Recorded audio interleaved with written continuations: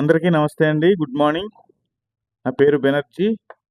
మన channel at the date నా ఆంధ్ర. ఈ కంటెంట్ నచ్చితే లైక్ చేయండి, షేర్ చేయండి, సబ్స్క్రైబ్ చేయండి. దయచేసి ఈ వీడియో పూర్తిగా చూడండి. ఇది చాలా ముఖ్యమైన కంటెంట్. ముందుగా అతనికి నచ్చకపోయినా నారా లోకేష్‌ను డిప్యూటీ సీఎం చెయ్యాలి. ఇది రాజేష్ మహాసేన ఒక సెన్సేషనల్ వీడియో రిలీజ్ చేశాడు. అతనికి నచ్చకపోయినా అంటే పవన్ కళ్యాణ్ గారికి నచ్చకపోయినా డిప్యూటీ సీఎం అని చెయ్యాలి నారా లోకేష్ గారిని. కూటమి గెలుపులో పవన్ కళ్యాణ్ గారు ఎంత కష్టపడ్డారో నారా లోకేష్ గారు కూడా అంతే కష్టపడ్డారు. ఒక టీడీపీ అభిమానిగా, ఒక టీడీపీ లీడర్గా ఇది నా కోరిక, నా డిమాండ్ అన్నట్లుగా ఒక వీడియో రిలీజ్ చేశాడు ఆయన.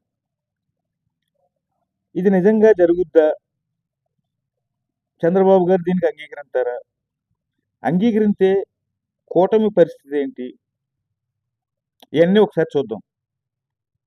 ఓకే, ఒక టీడీపీ అభిమానిగా నారా లోకేష్ గారిని డిప్యూటీ సీఎం చేయాలనో లేదంటే ఇంకా మంచి పొజిషన్లో చూడాలనో అనుకోవచ్చు. కానీ ఇదే అవకాశంగా తీసుకుని ప్రతి వైసీపీ ఛానల్ కూడా డిప్యూటీ సీఎంగా నారా లోకేష్ కూటమి బద్దలైపోతుంది, కూటమి చీలిపోతుంది అని చెప్పి విపరీతమైన ప్రచారం జరుగుతుంది. దీన్ని ఖండించి సరైన మార్గంలో పెట్టాల్సిన బాధ్యత ఆ నాయకులు ముగ్గురు మీద ఉంది. బట్ ముఖ్యంగా నారా లోకేష్ గారి మీద, చంద్రబాబు గారి మీద ఉంది. వాళ్ళు ఏం చేస్తారో, ఎలా చేస్తారో నాకైతే తెలియదు. కానీ నా పర్సనల్ ఒపీనియన్ అయితే స్టేట్ ఇప్పుడే పుంజుకుంటుంది. వీళ్ళ ముగ్గురు చేతుల్లో జెట్ స్పీడ్లో పరిగెడుతుంది. ఇలాంటి అగ్రెసివ్ టీడీపీ కార్యకర్తలు కానీ, నాయకులు కానీ స్టేట్మెంట్లు ఇస్తూ ఉంటే దాన్ని ఖండించకుండా చంద్రబాబు గారు, లోకేష్ గారు ఇలాగే కొనసాగితే ఏపీ రాష్ట్రం నాశనం అయిపోద్ది. ప్రతి ఒక్కళ్ళు కూడా ఓటేసింది మీకు ఏపీ డెవలప్మెంట్ అవుద్ది ఈ ముగ్గురు నాయకులు కలిస్తే, కమిట్మెంట్ ఉన్న నాయకులు వీళ్ళు అని చెప్పి నమ్మి మీకు ఓటేశారు. దీన్ని ఇలాగే కొనసాగనివ్వండి దయచేసి. అది నా personal request as a TDP కార్యకర్తగా. ఇప్పుడు కావాల్సింది పదవులు కాదు, ఏపీ డెవలప్మెంట్.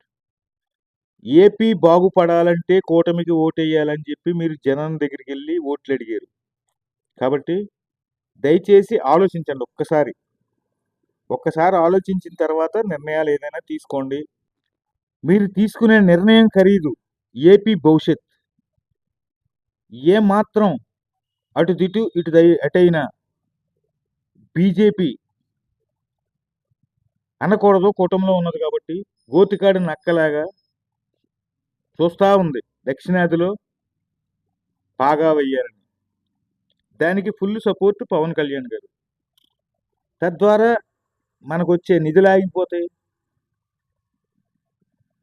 డెవలప్మెంట్ ఆగిపోద్ది, అనవసరంగా నాశనం చేసుకున్నామన్న ఫీలింగు ఏపీ జనంలో వస్తుంది. Be careful. చాలా డేంజరస్ గేమ్ ఇది. పదవుల కోసం మీరు ప్రాకులాడతారా? ఏపీ డెవలప్మెంట్ కోసం ప్రాకులాడతారా? ఆంధ్ర జనం కావాలా, పదవులు కావాలా? ఒక్కసారి ఆలోచించి నిర్ణయం తీసుకోండి. ముఖ్యంగా మీకు గతం గుర్తు చేయాలి.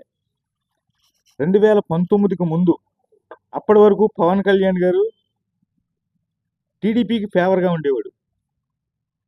చంద్రబాబు గారు ఎప్పుడైతే బీజేపీకి వ్యతిరేకంగా ఢిల్లీలో వెళ్ళి మీటింగ్ పెట్టాడో అమాంతం పవన్ కళ్యాణ్ రివర్స్ అయిపోయాడు.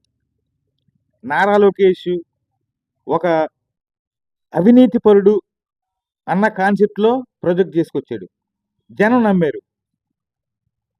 అంతకుముందే జగన్మోహన్ రెడ్డి గారికి ఒక్క ఛాన్స్ అన్న ఫీలింగ్ ఉన్న జనానికి ఇది తోడైంది. ఘోరమైన ఓటమి చవి చూసింది టీడీపీ పార్టీ. రాజకీయాలు చేయాలంటే 27 తర్వాత చేసుకోండి, పదవులు కావాలంటే 27 తర్వాత చూసుకోండి. ఎందుకంటే 50% డెవలప్మెంట్ వచ్చేస్తుంది. అప్పుడు రాజకీయ పరిస్థితులను బట్టి ఇలాంటి ఆలోచనలన్నీ ఆలోచించండి. ప్రెజెంట్ అయితే ఇదే విధంగా కొనసాగితేనే ఏపీ జనానికి గాని, మీ భవిష్యత్తులకు గాని బావుంటదని నా అంచనా. బట్ నా ఫ్రెండ్స్ గాని, ఎవరైనా నాకు తెలిసిన కొలీగ్స్ కానీ అందరూ కూడా చెప్పేది కూడా మేము అనుకునేది కూడా ఇదే. ఇది ఏపీ జనం నాడి.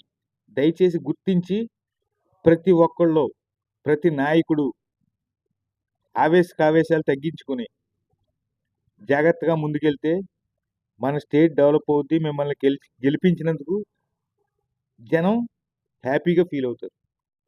ఇంకా లేదు మాకు రాజకీయాలే కావాలి అనుకుంటే మీ ఇష్టం, మా కర్మ అంతే.